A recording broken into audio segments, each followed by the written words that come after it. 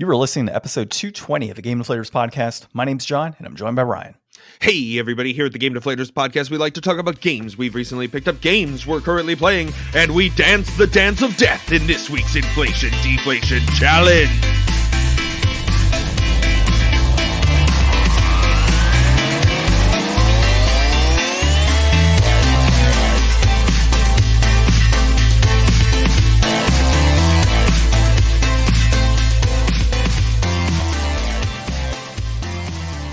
So this week we're playing Shadow Dancer, the Secret of Shinobi on the Sega Genesis.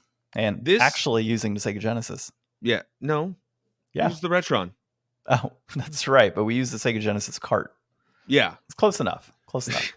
So this was my choice, I think. And it wound up being something cool. Like, I know that I am not the Sega guy. So I was like, you know what? Let's play some dope game on the Sega. And I pulled off the Ninja game, and I was like, yes. And it was actually really fun. So I think my favorite thing is that you hate Sega games usually because of the button mapping. And we use the Retron controller, which has even more terrible button mapping compared to the Sega Genesis. So that was pretty great. I mean, we've used the Retron so many times now that I'm kind of like used to the Retron a little bit more. Like, I've probably used the Retron controller as much as I've used a Sega controller. I'm not super used to it because I mean, like you said, you're like, so I have to press down to be able to start the game. Yeah, the buttons suck. The controller feels terrible. It's the weirdest button layout. Can we not just plug in a regular controller? I could, but the cables are super short on Genesis. Oh, yeah. So stupid people. It is what it is, man. It upscales it. It looks good. It's a wireless controller. I'll deal with it. Okay. Before we, of course, jump into our recent pickups and what we're currently playing, you could find us on thegamedeflators.com, our out-of-date website, which I have not touched at all. I really need to. YouTube, we're on there, and we're actually updating episodes on a weekly basis. So if you don't want to hear it on the podcast, you can hear it on YouTube. You can find us on the podcast application you are listening to right now, or another one if you prefer. And, of course, leave us a 5-star review. And on social media, you can find us at The Game Deflators on Instagram and Facebook, and on Twitter at Game Deflators. I did not screw that up for the first time in a while. John, guess what? You did so good. I'm going to leave you a 5-star review, and I think it might inspire others to do the same. How about you leave me 6? I will leave you 6 5-star reviews. That works. And you should too if you're listening. Okay. Our pickups. I'm currently waiting for 2 of these to come in. It is technically pronounced Baroque. So Baroque, I guess, on the Wii. It's not Baroque? I looked it up and it looked like it was Baroque. It's French. I think it's Baroque, like the Baroque architecture and I don't know. art movement. Maybe that's the English pronunciation as well. Like Could that we grew up on Baroque. Yeah. So that's why I said my last Baroque. name's French. I'm not, so I don't know how to pronounce everything. I don't. My last name doesn't match any of my lineage, so I feel you. Okay. And then also, so that's on the Wii. It's a RPG on the Wii. I had looked at it years ago. I was like, oh yeah, I should totally pick this up on the PS2. It's like $60 on the PS2 now. I'm like, well, let me just get it on the Wii because then I own it. And then I could technically say, yeah, I own the PS2 or Wii version of the RPG. Because I've been doing both over the years. I've been collecting both Wii and PlayStation 2 RPGs as, whenever I can. Same with horror games, if there's any horror games on there, which is why I had Silent Hill Shattered Memories on the Wii and not on the PlayStation 2. So really, that's kind of how that's worked out. So there's a few RPGs that I have on the Wii that are on PS2 and vice versa. Well, if that system's working for you, if it ain't Baroque, don't fix it. I love it. That was great. Yeah. My child is going to hear that when he's older, and he's going to wonder what the hell it is. I'm just going to be like, you'll figure it out one day, and he'll grab that. It's some game we never played anyways. No, the best part about it is like, he's one day going to go on the shelf, and I'm just going to hear, I got it. I figured it out. And he's going to be holding Baroque in his hands. Best way to do it. I mean, just let him learn, right? Okay. And the other thing I've got that's coming in the mail is One Piece Burning Blood on the PlayStation 4. So is that like one of the Muso games? I don't know if it's a Muso game, but it's a fighting game. Oh, a fighting game. Muso's like Dynasty Warriors. Oh, They made a no. bunch of One Piece like Dynasty Warriors type games. Oh, I probably have one or two of them actually, but no, this is on the PS4. It's a fighting game. And I figured once I am caught up on One Piece, which I guess I'll go into now versus our discussion topic, I will play this a little bit to kind of tide me over until the anime catches back up. But I am in the Wano arc. I am on episode 980. I have 70 episodes until I'm caught up on the anime, Ryan. Nice. 70. And then the manga begins? The manga is actually not that far ahead. I think the manga is on like chapter like 1100 or something like that. So it's not too far ahead. And in fact, they're doing weekly episodes right now for One Piece. So like every week that goes by, I get to watch one more, I guess. Wano arc is supposed to go till I think 1070, if I'm correct. I think it's 1070 or 1080, one of the two. But it's like just starting to end and go into the next chapter or next arc. So I'm stoked. I'm enjoying it as I have been. It's definitely the greatest anime of all time. And yeah, I cannot believe I have watched this much One Piece. I have read some more One Piece since last we spoke. Really? What did you read? They are still making the cake. They are actually making the cake now. Before, when I was reading, they were on their way to make the cake. Now they're in the kitchen. So those manga chapters, because I downloaded an app that you can read them for free one time called Manga Plus.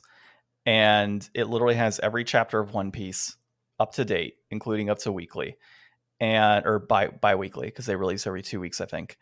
And yeah, you could read it once and then it's no longer free, basically. So I read a couple. I read the episode I watched yesterday. I read the manga chapter because I'm like, I'm kind of curious like what it looks like. And it was pretty much on point. And then the same thing, like I read the next episode essentially or chapter to see when I watched anime, how close is it to determine if I really want to read the manga afterwards or not. But because of how close they are, I'm just watching the anime because I enjoy the anime more than reading. But those chapters are super short, man. I banged through like 2 of them in like less than 5 minutes. Yeah, they go quick. The chapters, like, because usually when you get a book of manga, it's like 5 to 10 chapters, depending on like how long they are or something like that. Yeah, so you can catch up really quickly if you wanted to. Mm-hmm. So I think you should, so we can talk One Piece. Yeah, I'll be doing it. So you jumped like all the way ahead of like all of my pickups and playing. Oh, you didn't even talk about your playing. No, you I just from your pickups all the way to the end. I just told you. I just mentioned that since I'm on the topic of One Piece Burning Blood, let me bring up so we don't have to put it in the discussion topic. Yeah. Yeah, listening, so, Ryan. So, okay, now what's going on? How do we get back on track, John? I'm going to talk about my currently playing. Okay, what are you playing? Well, now you don't care, do you? Yeah, you probably don't. So I've been playing Factorio, of course, and I've been trying to play my New Games Resolution game, and I keep going back to Factorio. So I would have already been done with Cardia if I just would have put the time towards it. I've put in 38 hours into Factorio. Yeah, it's one of those games. It's addicting, man. Like right now we are developing research on nuclear weapons so we could wipe out the aliens that are around our uranium. But the problem that we're having is we need to get to the uranium ore in one area and there's aliens surrounding it. So how are we supposed to make nukes to destroy said aliens when they're surrounding the uranium that we need to make nukes? Say no, Ryan. Isn't it a bad idea to nuke your uranium anyways? They're far enough away. Or does that just make it better? They're far enough away. Plus, I think it might make it better. I don't know how nuclear power works there, sir. I don't either because I haven't been able to get to my uranium output. So that's do that research and let me know. We have been. But so we decided the other day, like, let's upgrade our armor. Let's upgrade our little robots. Let's go head to head with these aliens. And we got wiped out pretty quick. So go on. Oh, I was going to say, tell me actually a little bit about Cardia. Like, what have you played of it? Like, what's it like so far? Are you into I played it? Yeah, I'm pretty into it. I mean, it's just Factorio's there. I have been playing probably about 5-6 hours. No, probably more than that. I've played through about 18, not 18, sorry, about 9 chapters so far, about 6 major battles, 9 chapters in total. The way because it's set in not two worlds, but 2 character point of view. So you have 18 chapters that are one character, and then you have another 18 chapters you replay it as the point of view from the other character to get your well-rounded story, which is kind of cool / kind of sucks, because I wonder how many of the battles are going to be the same when I have to play it, And does anything carry over? Probably not, which means I'll be starting fresh in all these battles, but I'll have the experience to be able to dive through and be okay. Cardia itself, so if I'm understanding correctly, the world itself uses Cardia, which is like the magic to be able to do things in the world, like create phantoms and other stuff. And Cardia is like a gift from the gods, if I recall. The story is kind of hard to pace. And you have people that are trying to get to like this world tree, be able to essentially create better weapons and Cardia and everything else, and like steal Cardia. So that's like the whole world revolves around Cardia. Like it's not a specific character, it's a specific like material or item or magic type of feeling that they have throughout the story. And right now, as far as where I'm at, the characters are still kind of getting to know each other. Characters are still coming in with like, oh, I haven't seen you in like 15 years and you betrayed me and all this other stuff. And so the main protagonist that I'm playing is actually side by side with the other protagonist that I will be playing. And him, Kun is his name, Kun, is a new recruit. And you follow, God, I forget her name. I think it's not Lacromancia. I'm forgetting the name offhand, but they are essentially fighting together at this point as comrades to try and go through as part of the story.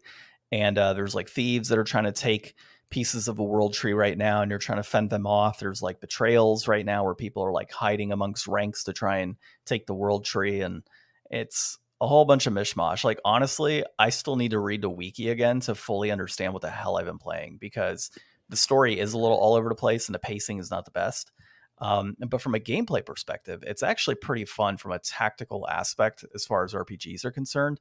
And there is permadeath that happens amongst your phantoms that you create, which use Cardia to create phantoms, and then you can equip them with different weapons and stuff based on what they are. You have 3 types. You have common, dull, and shadow phantoms.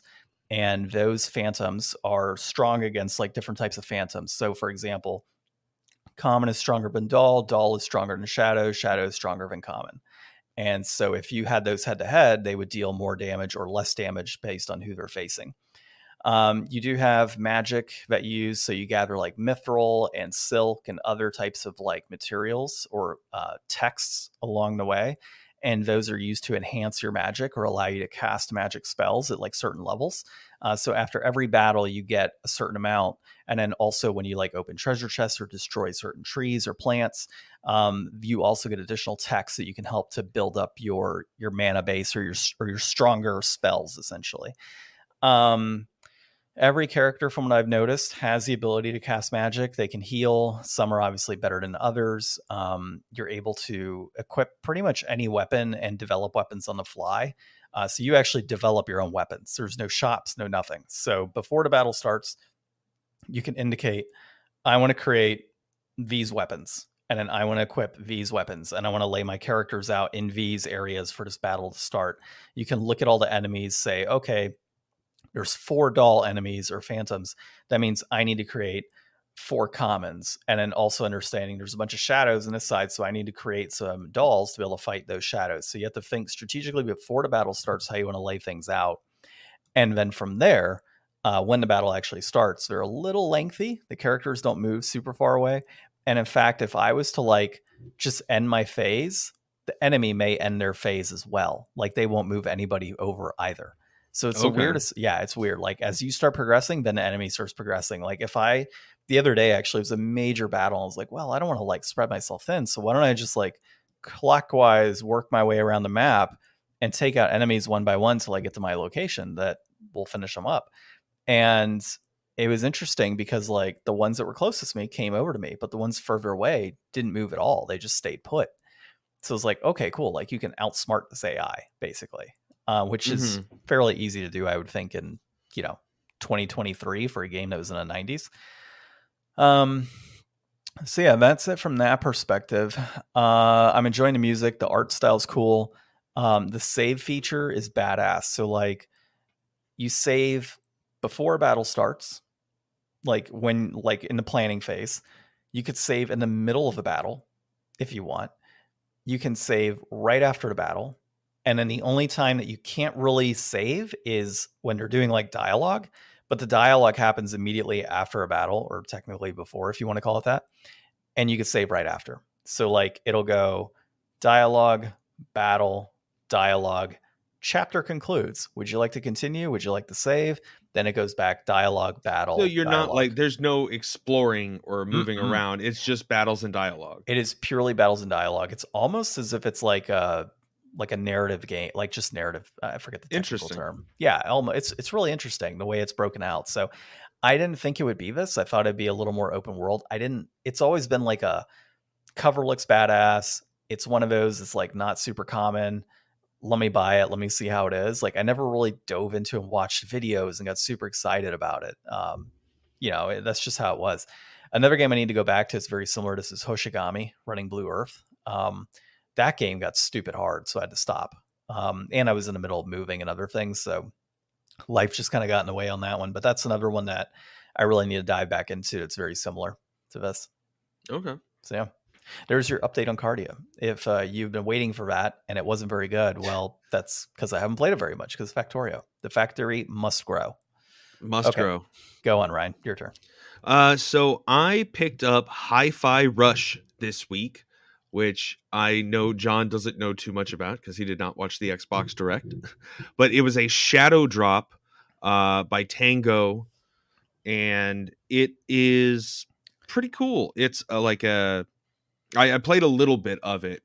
It's a action game with rhythm timing. So everything in the world moves to the beat. Um, Everything is timed out so that your hits always land on the beat. But when you initiate the hit, if you hit the button on the beat, you get like an added bonus. And you build up a combo meter like you do in like a DMC game to get better rewards. I don't really know yet what you spend your money on. I haven't gotten that far. It's in a beautiful cell shaded art style that's kind of like that Western anime with kind of like softer edges and kind of like poppier colors. I think that the voice acting sounds really great. I can't remember who the guy that plays the main character is, but he's like one of those voice actors that's like in everything. If you want to look it up, the world is interesting. Like the setting is your main character Chai. He goes to this place because he has like a busted arm or something. It's in a sling, and he's going to get like a robotic arm attached, and it's in this like big future city that looks like something out of like Wall-E or something, like just very, big bold colors and lots of just like things on automation. There's all these like robots everywhere. um but something goes wrong in the process of getting your arm attached, and his like iPod gets fused with him, so the world is all music. And he has this like magnetic baton that he pulls out of his arm that pulls in scrap and turns into like a flying V axe. So you're just like jamming out, knocking people around. It's got a basic like light combo, heavy combo system that you can kind of mix and match, but you're trying to do it to rhythm and timing. You're trying to do your dodges to timing. You're trying to do your jumps to timing. And the timing's a little weird at first. I kind of got used to it a bit. And I'm not the best rhythm game person or the most musical person, but it's got like music from real musicians. Everything sounds really cool. Everything looks gorgeous. And I mean, this game is getting like crazy reviews. Open Critics got it at 100% critics recommend and a 91 average score. It's like killing it right now. Everybody's talking about it, and I think it deserves it. And coming from the studio that did like Evil Within and Ghostwire Tokyo, not what you would really expect. Well, what I was reading is it has like jet grind radio vibes as well. That's just because it's cell shaded. Oh, okay. It's cell shaded and it has music as kind of like a core part of it. One cool thing is it does have a streamer mode. So since it's a lot of like licensed music, there is like an original soundtrack that you could play if you want to stream this game. Oh, that's cool. Yeah. So it when I first saw it, it kind of reminded me of like Sunset Overdrive a little bit. Like just kind of a wacky, off the wall, like not what you would expect from Xbox Studio kind of game, but I mean they really hit it out of the park. It's a $30 release. It's shadow dropped, so they like did their Xbox developer direct. And this had leaked out a little bit before, unfortunately, but like they did the direct and they were like, "Oh, hey, this game, here it is for the first time. We're showing it. Also, guess what? It's available right now." Nice. That's cool. Yeah. Yeah, so that was a fun surprise. I've also been playing a bit of Brave Fencer Musashi on the PS1. How is that? Oh, you've never played it? I had it as a kid, and it I was I so own it. obtuse. I did not know how to play it or where to go back in the days before I knew how to internet. But I always had a really soft spot for the game, and I'm excited to actually play it now that I'm not a dumb kid and can figure out how to get through it. But I have also been playing a bit of Banjo Kazooie, Oh, that's a which good I've one. never played. Oh, so good. Yeah, but I'm like, I guess it's good, but I'm feeling that, like, I don't know. I wanted to check out a platformer again because the last one I played was Mario, I guess, Mario Odyssey. Mm-hmm. And I don't know, man. The camera angles in that game are terrible.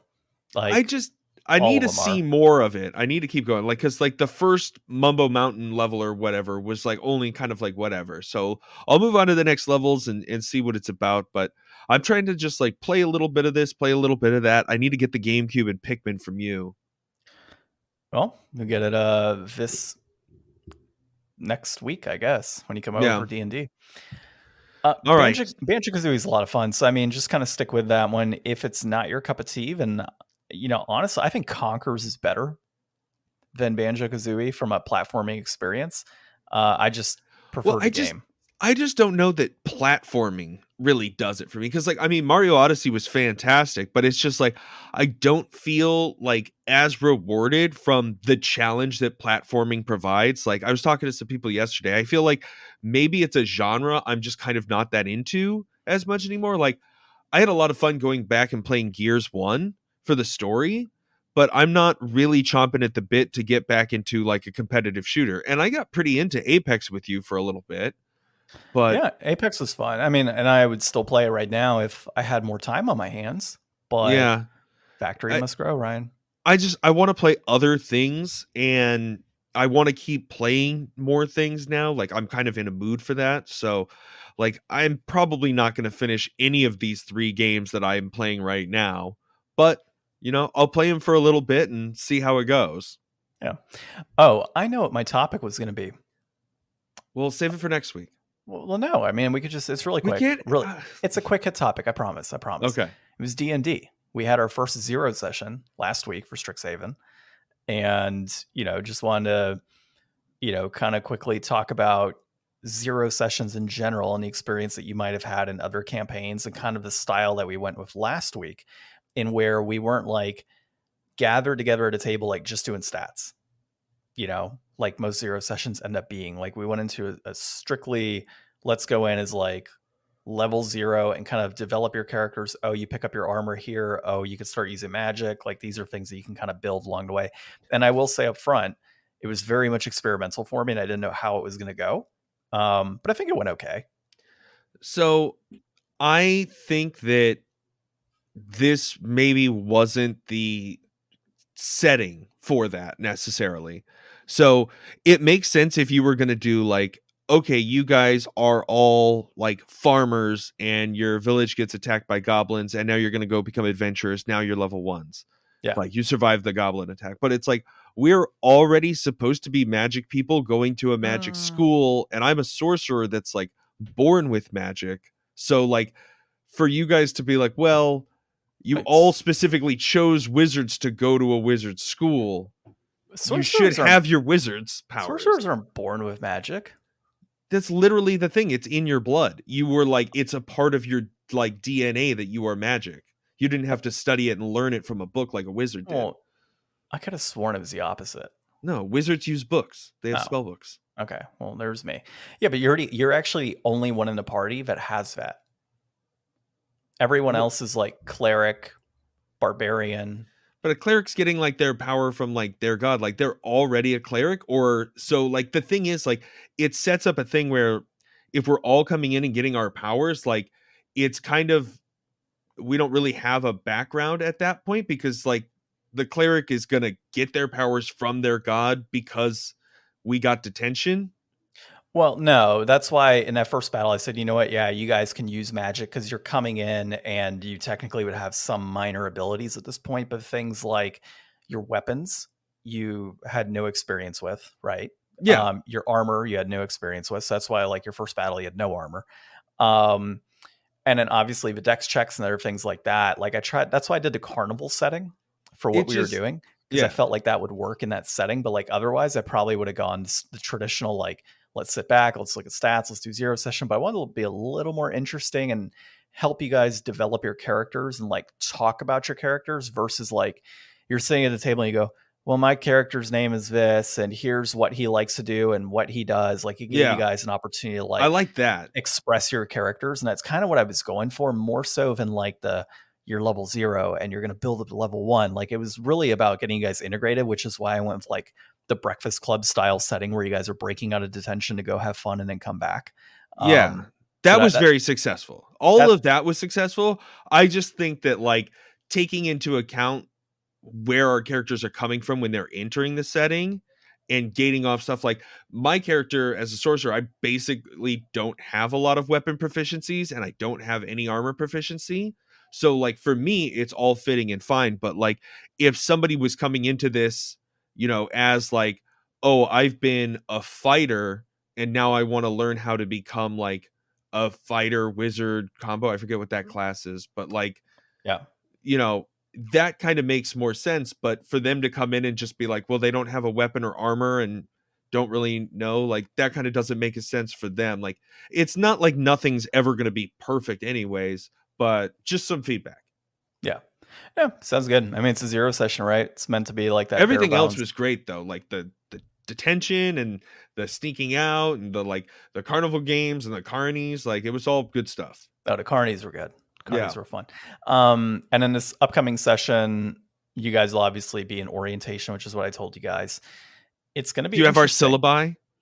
I don't. There's technically not really a syllabus. I guess I could print something out for you guys to have, but for the most part, it's just general orientation and the things that kind of come with that. I'm homebrewing in a few little things here and there, and I've got it. I built this out a couple weeks ago, so I got to revisit and make sure I'm happy with what I have.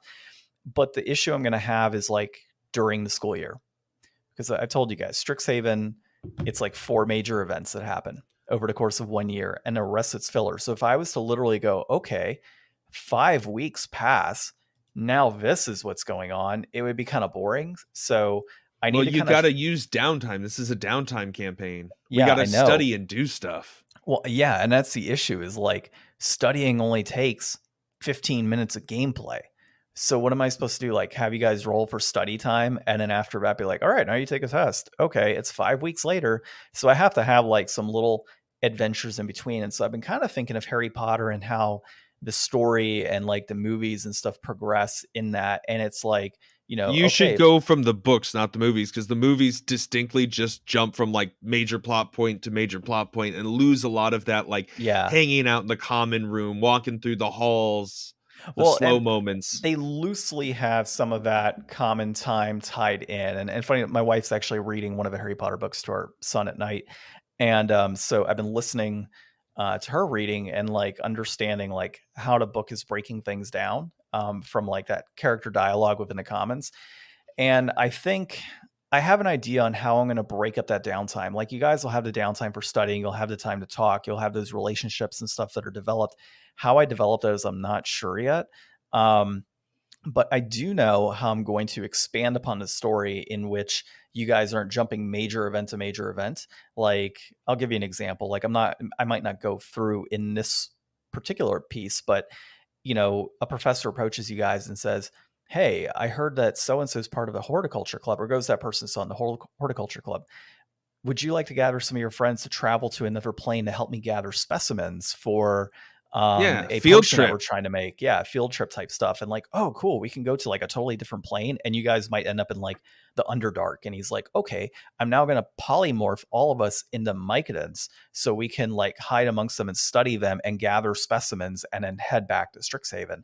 And then if shit happens while you're there, like, I don't know, Dwagar attack or something like that, the Mycodons, well, then now there's a battle and you guys can help save the Mycodons. Like, that's kind of the mindset I'm thinking for like that in between major events. It's like, these are cool things that could happen and things that you would experience in a college type setting, versus like test next big thing, and that's it.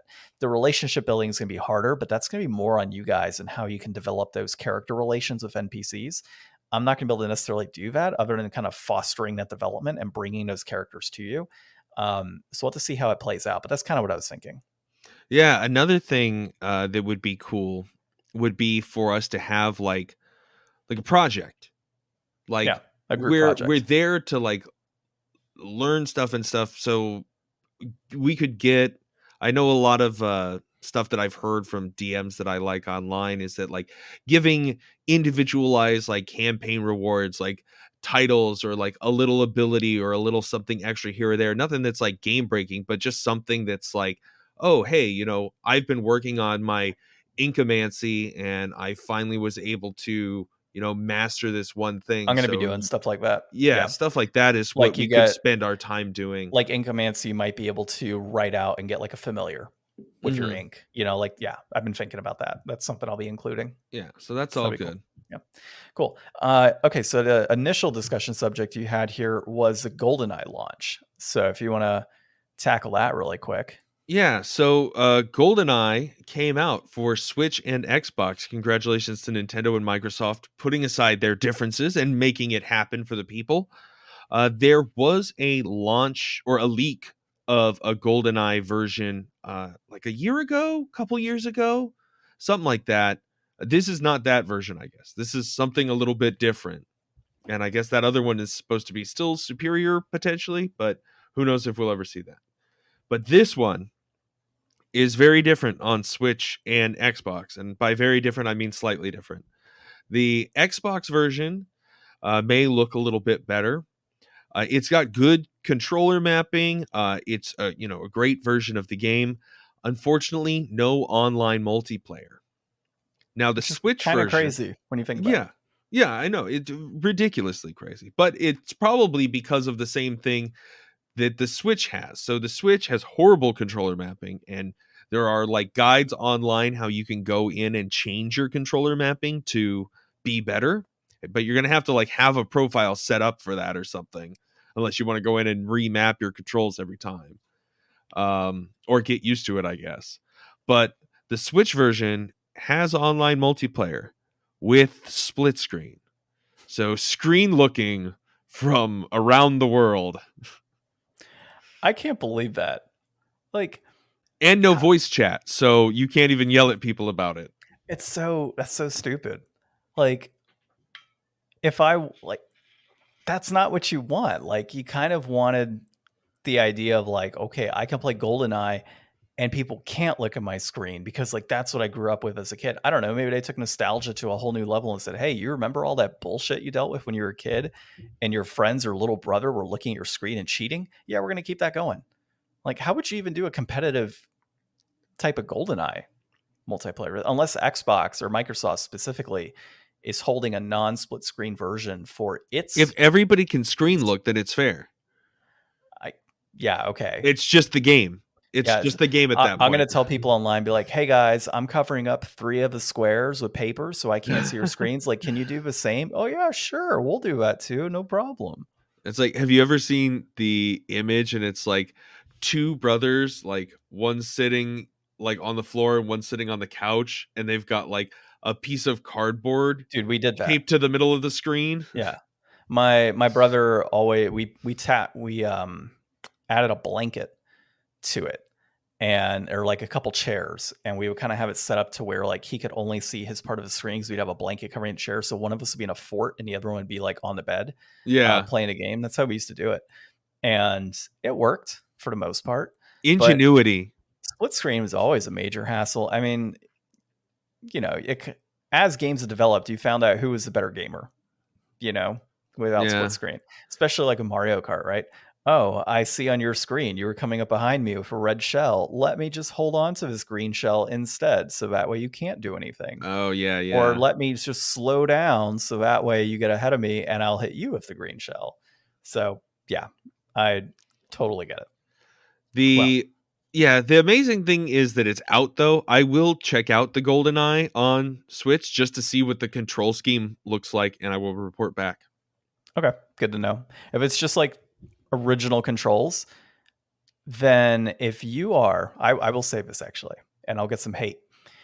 If you're bitching about controller mapping, and it is the original controls, this is with me not knowing, if it is the original control layout, and you're bitching about how hard it is to play, then you are in 100% agreement with me that the N64 controller is the worst controller of all time. See, I wish I had. That's the thing. Like, I want one of those N64 controllers that Nintendo's always sold out of and go for like $100 on eBay. I want one of those. Like the original ones that are wireless now for the Switch? Yeah, just because like I want to play Paper Mario, but I can already play Paper Mario basically wherever I want. I could play it on my phone. I could crack my Xbox and play it on there. I could put it on anything. But like to have the N64 controller and be able to play it with that would make all the difference in the world. See, the only reason I would ever buy that N64 controller online would be I love the N64 controller. It's not a good controller. It's just so nostalgic for me. It's a terrible controller. It's not a great controller. Nostalgia is the only thing that keeps that controller relevant. Yeah, I think it's fun. It's garbage. It's fun that it's like weird. It's just garbage. All right. Anyway, so moving on. Articles this week. We are talking everything announced at Xbox and Bethesda Developer Direct. We're going to talk about a PlayStation patent to punish some toxicity and reward some players. We got Dungeons and Dragons update on the OGL and Fire Emblem Engage. This dude funny. Got shafted by GameStop, and we'll talk about all that. So starting off, I actually watched the Xbox Bethesda Developer Direct. You did not. It was okay. I think it was nice that they talked to the devs. You know, they were the people. It wasn't like a stage with a host and all that. So it's cool to see the people behind the games. Maybe we saw a little more of them than gameplay when they should have been showing gameplay at times. But, you know, whatever. They'll iron it out over time. So I'm not going to go in the order that they did the show in. But there was Minecraft Dungeons, which came out, is a really, I don't know, it looks good for what it is. It's like a base building kind of towery multiplayer Minecraft universe kind of like Overlord game where you're like controlling minions and stuff, RTS style, but I don't know. It looks like it's got a lot going on. It definitely looks like it's for people that are more than me. It's Minecraft Legends, by the way. Is that not what I said? You said Dungeons. Oh, sorry. Yeah, Minecraft Legends. I'm looking right at it too. I was like, yeah, I know I read the article at least. Minecraft Dungeons was the last Minecraft spinoff game that came out. We're coming back to you from the past. Okay, go on. But they've been talking about this game for a long time. I mean, they showed a lot of footage, but this was one of those ones where they kind of kept jumping back to the devs a little more than I thought that they should be. Yeah. They showed Forza Motorsport, which looks great. They said that they did everything from the ground up like 5 times, so I believe it. No date for this one, though. So still just 2023, and people were kind of surprised at that. I talked a little bit about Hi-Fi Rush. Oh, did I even say this stuff? Sorry. The article I'm going over is Wesley Yin Poole at Eurogamer. Very nice. Yeah. Hi-Fi Rush, cool. I've been playing it a little bit. Tango Gameworks, it's interesting. People love it. ESO was there showing their newest expansion with like, I don't know. I'm not into ESO, so it doesn't do anything for me. And they were going to do their own like showcase just about that immediately after. So it didn't really make a big splash for me, and it wasn't something that they covered for too long. So kind of whatever. And then Redfall. I am excited for Redfall. I've been excited for Redfall, but now I'm more excited. I think that it looks like a really cool game and something that I can have some fun with.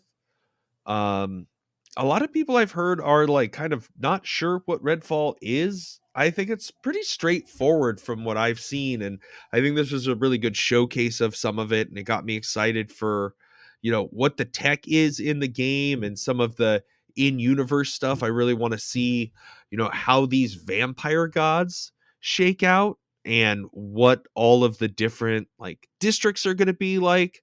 Once you like beat a district and get the underboss done, you like recover it. So I want to see if it's like actually going to make changes to the world, because a lot of those games you kind of like you fight back and you take back the district and it's like the flags change color or something. Like it's not like it really makes a meaningful difference in the world. So I'd like to see if it opens up like new bases or returns things to like normal or more normal in a certain area. So I really want to see how interactive the world is and reflective of your actions in it, because that seems like something that they could do a lot with in this game.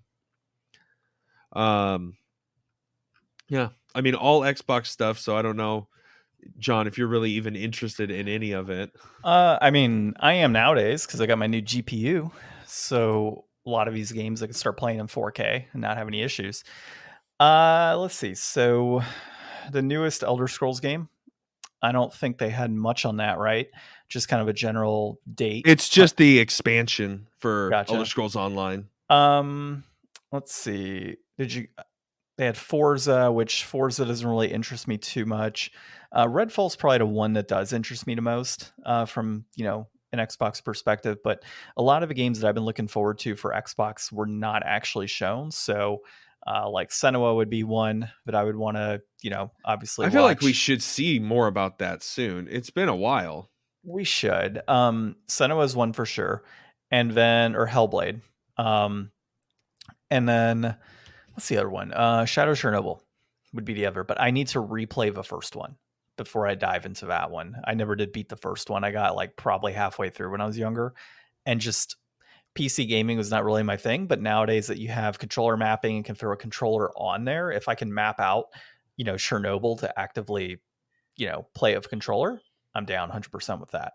So yeah, that's my general opinion on it. It was a short and sweet presentation from what I've been reading, and nothing that I really want to play was covered. So Yeah, I think this was a good design for Xbox. Like, make a show, showcase the games when you've got like 4 or 5 things to show. yeah, Like, that would be a good pace. Like, you do that a couple times a year. We're going to know that you're working on stuff. We're going to get excited about stuff. You don't have to do just like E3 and, Jeff Keighley stuff. You could do your yeah, own stuff. yeah. It'd be nice to see how this kind of progresses in the future as far as how they showcase their games and have those discussions. And we've talked about that before, and how companies present these types of shows and what they're doing as far as game trailers to interviews with developers and so on. And I've, obviously mentioned at Premium Edition Games how they handle it. I really like that. So if other companies start doing that, that'd be pretty cool. Okay, so the next thing we have on here is new PlayStation patent would punish toxic players and reward others. This is Mark DeChamps at comicbook.com that covered this. And it's really cool when you see the layout. So I wish I would have put it in front of me. But basically, they kind of split up in like, players toxic. I've got it in front of me. Okay, cool. Go ahead and read that off then. it's like a flow chart. You've got, you know, playing a game, reporting an abusive player, praising a player. It's going to get analyzed for its conduct. They'll determine, you know, yes, if the abuse occurred or if not, and then either take action against the abuser or reward the player if it's successful. And if it's, you know, if they can't determine that that actually occurred, then nothing happens. It just results in a, you know, hey, thanks for reporting. But this is a really cool way because, you know, you always hear you're going to attract, you know, more flies with honey than vinegar. Like maybe this is a really key way to zone in and take toxicity from a different stance. Like give people incentives to not be assholes instead of just punishing the assholes. Because Well, you can't fix an asshole by punishing them very often. I'm just getting flashbacks of Team America World Police right now with that whole scene on about assholes. So not to go into that, but you know, I know there's gonna be people on there like, oh, this is bullshit. Like, you know, Sony regulating what we can and can't say online games. It's like, no, there's a clear difference. Like, they're gonna have a person who's obviously like watching this, and it's not to say you can't curse. It's not to say you can't get angry. What it's to say is you can't take out that anger and curse at someone else.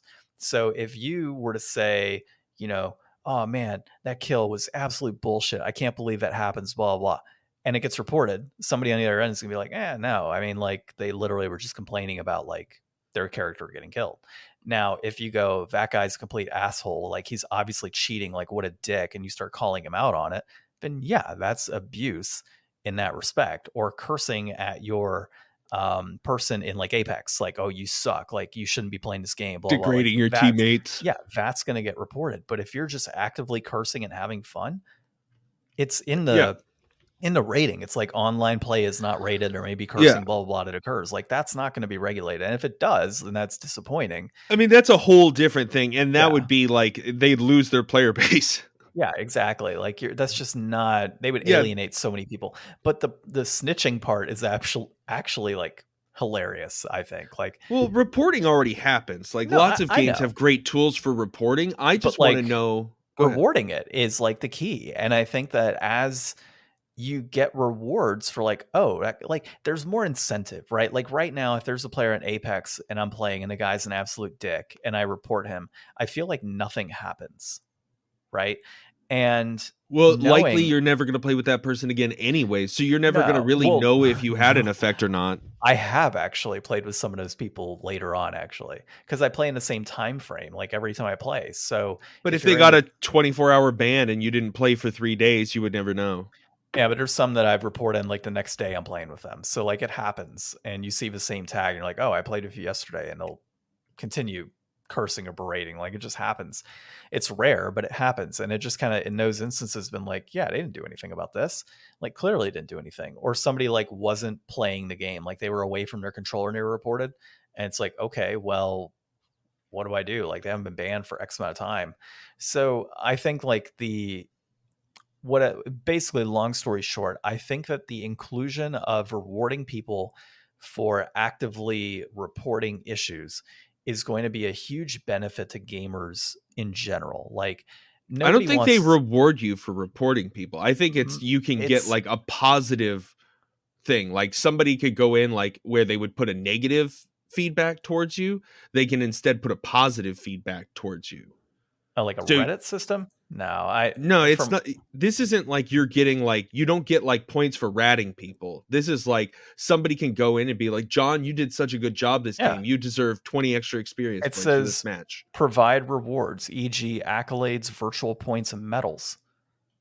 It's on Yeah, 120 on the right hand side. if a player did praiseworthy conduct, Yeah, not if they reported on a player oh, I doing gotcha. abuse. I gotcha. Yeah, that's true. That's true. So yeah, I get it. So report So abuse, blah blah. Apex needs to have a system where if you know, covered your buddy and you got all the way to the end and you were like super supportive and calling out like, you know, things that you were seeing on radar, then they could go in and be like, yeah, man, like give this guy an extra thing. Like it would probably just be like at the end of a match, like you go over their name and hit a button and confirm, and it gives them an upvote or something, and So then you're more likely to promote that player as a good player. I mix the two up. So yeah, no, I get what you're saying, and I get what it's saying here.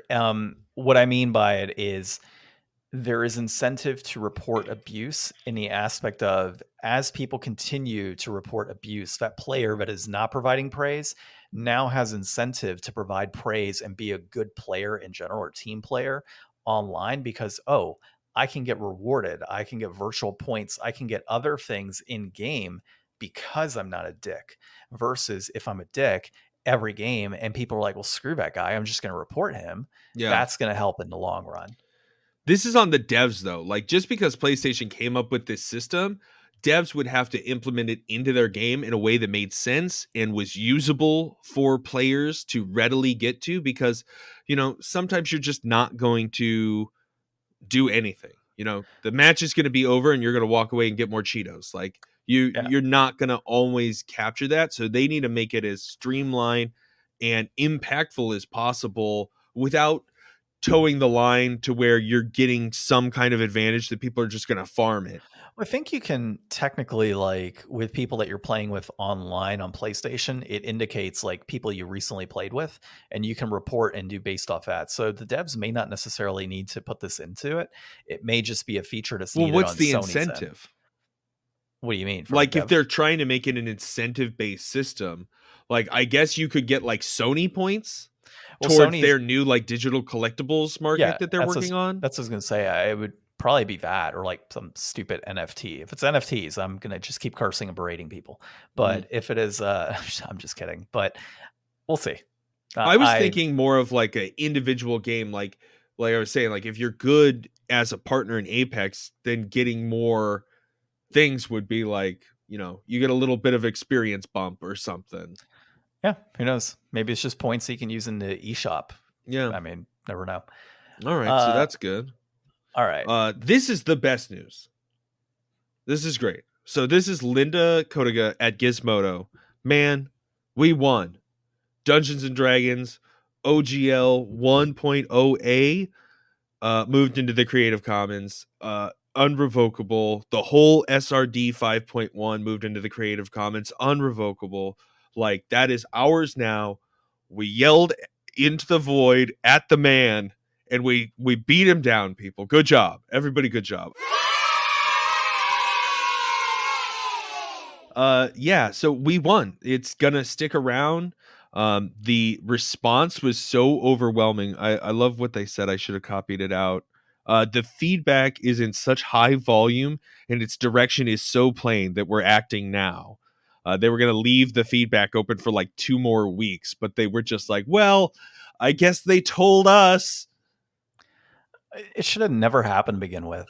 Yeah, this is the biggest loss in PR for a brand that had just become the most successful that it had ever been in its history. Like, it's come from being like a in the news called like a devil worshipping thing that like was so like banished from society, and now it's like such a champion of like the underrepresented and people of all walks of life, and then for them to just throw it all away and have to backtrack so hard must be so embarrassing. You never go corporate. You never go full corporate. That's it. Wasn't it Chase that just devalued them for like their Wizards approach like a month ago? And the Magic approach. Well, yeah, the Magic the Gathering stuff. Like, they were devalued on that because of what they were doing with Magic. And then they did this. Yeah, I want to see what that value is now. It's funny because it's like, we're doing this for they're doing it for shareholders, right? Like, oh, we're doing this for shareholders because we got to get more money in.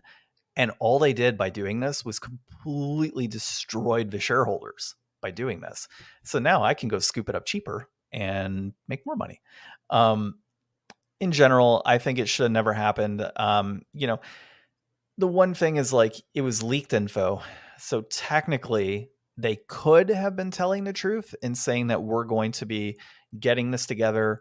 We're going to send it out and get player feedback and publisher feedback. And then we wouldn't have been in, this issue anyways. We might have just had feedback that came through and says, nope, we don't want to do that. And then hell was raised. Or it truly was going to happen without any player feedback.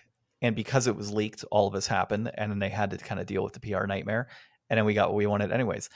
I think regardless, the end scenario would have occurred the same. If they were to release an OGL 1.5, you would still have uproar. In fact, you'd have more uproar than what you do right now because it just gets released and revoked right off the bat with the 1.0. You probably have potential lawsuits and other things tied in. At least with it being leaked, PR nightmare, yes, but they're able to, in that respect, just go forward and say, oh, well, no, we were looking to do player testing and all these other things. And that's what we're planning to do and what we always plan, and backtrack statements. So I don't think this was ever going to happen.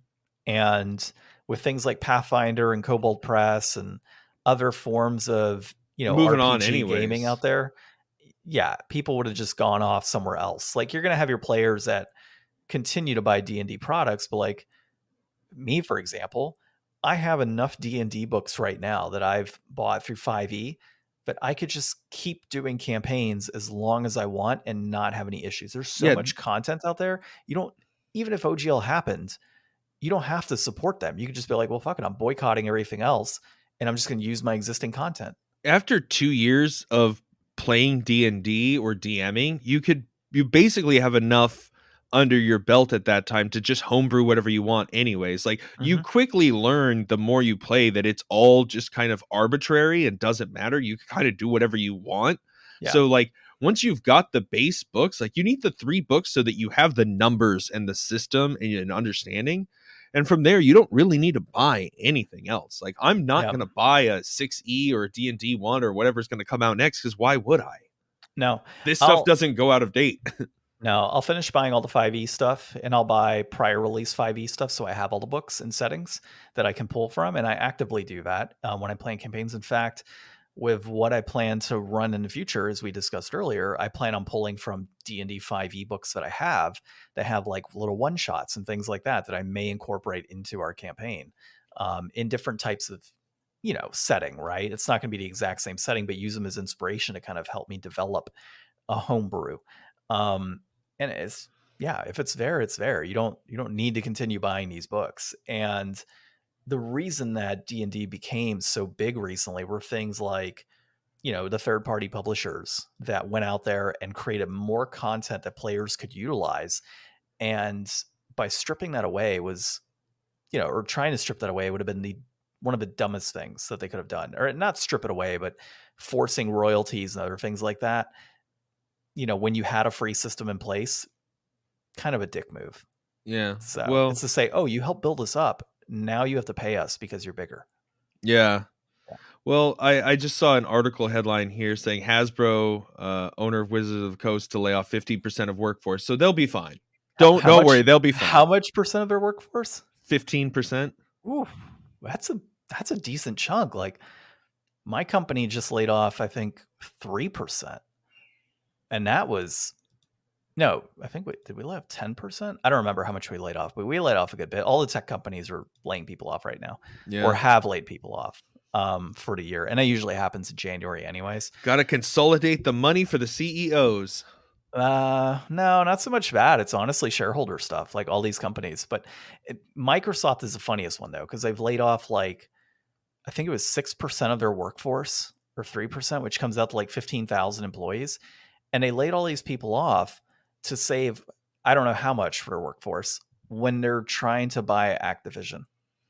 Man, well, they're going to pick up a lot of new devs and stuff from that deal. So I know that they laid off like a ton of people at 343, and Halo is taking a big hit from this. So it's like, that's what baffles me the most, is like, there should be nothing that stands between Microsoft and making Halo the best game that it can, and like making cuts in that game that's already struggling, especially with its like primarily single player driven content, which was supposed to, this was going to be a 10-year Halo game. Not if you fire everybody that was working on the main story and cut it. It was 10 years in dog years. No, you didn't get that memo? Oh, no. I forgot it was Dogresoft. Yeah. It's about 1.5 years support. That's what it kind of comes out to, give or take. Okay. The next thing, which this might be the funniest article that I read. This poor dude. So Fire Emblem engages lead voice actor. We should get him on here, just see what's up. He's Brandon frustrated. McGinnis. Frustrated at GameStop as they didn't fulfill his Fire Emblem Engage Divine Edition pre-order. First off, why is the lead voice actor having to go through GameStop to Yeah, purchase a Divine Nintendo Edition? hooked this dude up. What the hell? Like, you would think. I mean, I've heard of voice actors that get like premium content when things are released. Like, the And guy's I'm a sure they lead don't to your even game. ask a lot. I'm sure a lot of voice actors just kind of casually do that as a job. This guy actually wanted it. Like, he should have just asked. So Sicker at My Nintendo News is the one that published this, but um, so he kind of goes into the, like, you see his Twitter posts, and the employee that he was talking was like, "Oh yeah, your order was canceled, blah blah," and he was really looking forward to it. Somebody's like, "Well, why didn't you play the Do You Know Who I Am card?" And he's like, "Well, first off, it's not their fault, and then second of, I don't want to really be a dick about it, like." It happens type of situation, but the guy's too nice. Like, I'd be pissed, and I wouldn't necessarily be going to GameStop pissed. I'd be going to Nintendo pissed to be like, GameStop has been purchasing X amount of orders, or, not purchasing, but like selling X amount of pre-orders for something that they didn't even know they were going to have stock for. And then Nintendo doesn't even fulfill those pre-orders. Yeah, Like, well, I'm sure Nintendo's happy to do so. yeah, like, Nintendo doesn't care about stock. You know that. I mean, they care about their stock, but they don't care about our stock. no, I know. And like, that's the thing. Like, if Nintendo just said, okay, GameStop, you pulled in for like, you know, 10,000 orders of this Divine Edition. We only had you allocated for 8, but you know what? Let's go ahead and make an additional 2,000. Let your players know, or your, customers know, that it'll be a little bit delayed. Here's a code to be able to do whatever, right? Instead, they gave the lead voice actor a code, a digital download, and it was like, oh, well, you can just get the normal edition. Like, that's just bullshit. And I really, yes, it's on GameStop for like kind of raking in the cash and saying, okay, well, now you're stuck, which I don't think they technically can. You can get a refund on that and say, no, I didn't get what Well, I yeah, wanted, so but I want my most money of the back. time, what they're going to do is they're going to say, oh, well, that's not going to happen. So what we can do if you want is transfer that pre-order to another title. What else are you looking for? So they keep that money. Yeah, exactly. But you as a consumer can say, no, I'm Yeah, getting you my could refund. demand it And back, but like yeah, most likely 90% of people not gonna. but here's the worst part about this whole story. He went to eBay and purchased it off a reseller. Yeah. He Like, should have gone to just, Nintendo and I would have just gone directly to Nintendo, directly to the publisher, and be like, look, I'm the lead act on this. yeah. I tried. Here's the story. Here's what happens. Can I please get a Divine Edition? And they probably would Yeah. have given him that and then some. They probably have So like a Mega Divine Edition. yeah, right. Like, here's your Mega Divine Edition for this. Um, but yeah, I honestly, it's kind of hilarious the way it all worked out. Like, of all people to get shafted, that's the guy that got shafted. So yeah. All right. Well, talking about getting shafted, Bubble Bath Games on the NES is. Let's go ahead and talk Shadow Dancer on the Secret of Shinobi. So, developed by Sega, published by Sega, designed by Tomohiro Kondo, released in 1990. It is a platform game hack and slash. Now, you might think that this is a follow up to Revenge of Shinobi, which I'm pretty sure you and I played, Ryan. We'll have to check our prior episodes. But it is most certainly a new iteration of the arcade version of Shadow Dancer, or Secret Shinobi. No, just Shadow Dancer. Sorry, I messed it up. So basically the same game for the most part, with a few minor tweaks here and there. No, I Now, think this is the only Shinobi game we've played. really? Yeah. I could have sworn that we played another one. I thought we played Revenge. You know what? I might have played Revenge on my own. That might be what it was. Okay, so plot on this. This is new for us. We normally go into this kind of blind and try to remember what the plot was. So I just pulled this directly from Wikipedia. It's the easiest thing. In 1997, an evil ninja cult, Union Lizard, worshipping a giant reptilian demon, has taken over New York City, turning most of the city to ruins. The few citizens who survived Union Lizard's onslaught of chaos are now kept prisoners by its members. A ninja warrior, accompanied by his faithful dog Yamato, emerges from hiding to combat Union Lizard's reign and rescue the hostages. So that's your general plot on what's happening from this game. And honestly, I'm all for it. I really enjoyed this game. I felt that the music was super cool. I like the one-hit death aspect of this. Like, it's not like most games where you get hit a few times and your health bar goes away. This is like you get hit by one enemy, you're done, and you have to restart the level. And we got so No, it frustrated. had like some kind of checkpointy, didn't it? It had checkpoint, yeah, but it didn't have. Yeah, you're right. So it had checkpoint, but when you died, you died. Like that Yeah. was it. You start back from where you were, Mega Man and rules. I liked it. I thought it was a little more challenging. It kind of helped us be a little more strategic in what we were doing and how we played the game. There are bonus lives that you can grab throughout, so that way you can kind of continue on. That kind of act as like a life bar for you, but you got to find them. There's pretty cool enemies in this game that we saw. Some of them are throwing shield things at you. Some are just like standard, like, other ninjas like throwing things, or I think there were some guns involved as well while we were playing. You do have the hostages that you're gonna have to come across, and then of course you as yourself can throw shurikens, and you have these special abilities. Oh, I hit my thing. You have these special abilities that you can use, like summoning fire and whatnot, at the beginning of a game or level, and you can only do that like one time, I think, is what I remember reading, throughout each level. Yeah. Like as you destroy everything on screen. Um, You've got your dog that you can attack with. you could sick them on people. So if the There's dog a- starts barking, you hold down the attack button and he attacks the enemy. We could not get that to work really. I think because we weren't holding the attack button. There's a sword that you can use situationally When you're close sometimes. to the enemy. Yeah, when So, you're close like, to the enemy. I feel like there's some elements to this game that, like, if you really sat down and got to know the controls and maybe weren't playing on a Retron or something, I don't know, you might understand what you're doing a little bit better and have some more options. But for the most part, you're just like running around throwing shurikens and trying not to get hit by stuff. The graphics, it's Sega good. It looks good to me. I had fun with it. Did we say the reception? Reception was like a 6 to 9. It was kind of all over the board. Yeah, it's between a 6 and a 9, but I felt it was around an 8. Yeah, I mean, it was definitely like a serviceable game. I think that I would play more of it if I had like a Sega thing. I would like to maybe get like a Sega Classic system and crack it just so that I can play Sega games on a Sega controller. So who knows if that'll be in my future. Maybe this will be something to go back and check out. But let's look at the brass tacks. So getting down to it, this game, complete in box, today it's going for $58.59. That peaked at $70.31 back in June of 2022, and that is trending down.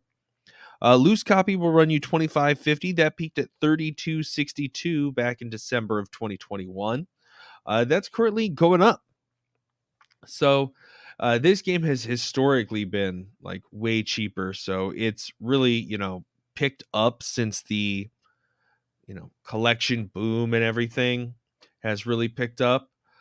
So in my mind, I think this is a good game that's probably going to go up in price over time. So if you could pick it up now, you might as well. Like if you're the kind of person who's like, you buy a game a month or something, or I don't know what your budget is, you got $100 that you spend a quarter on retro games. This I don't think would be a horrible choice. I think you can save yourself some money down the road on a title like this. Yeah, I would agree with you on that. There are copies, like even if you got now what I always suggest, or not always, but have been recently suggesting, is if you could find a copy that has the manual and the game and just print out your own version of a cover, it's gonna look pretty good. And like that's what I've been doing. So whenever I come across like a loose copy of a game that I have, I just make my own covers. And it looks just as solid, and it goes into that clamshell case and looks great. So like find yourself a loose copy. If you really are hankering on getting that like authentic look, buy a third party case, slap in your own cover art, and it's going to look solid on the shelf. Complete in box, I will say this is a very nice complete in box. The manual was a nice touch when we were looking through this. Of course, the artwork is actually really good on this piece or on this game. There's two versions. The Sega other one is way better. There's the Sega Classics version, and then there's the original. I have a preference for the original versus like the blue Sega Classics look that they have. As far as general. Like I covered the music, the controls, those types of things are great for me. I love the artwork in this game. I think it was fantastic. It all flowed very smoothly.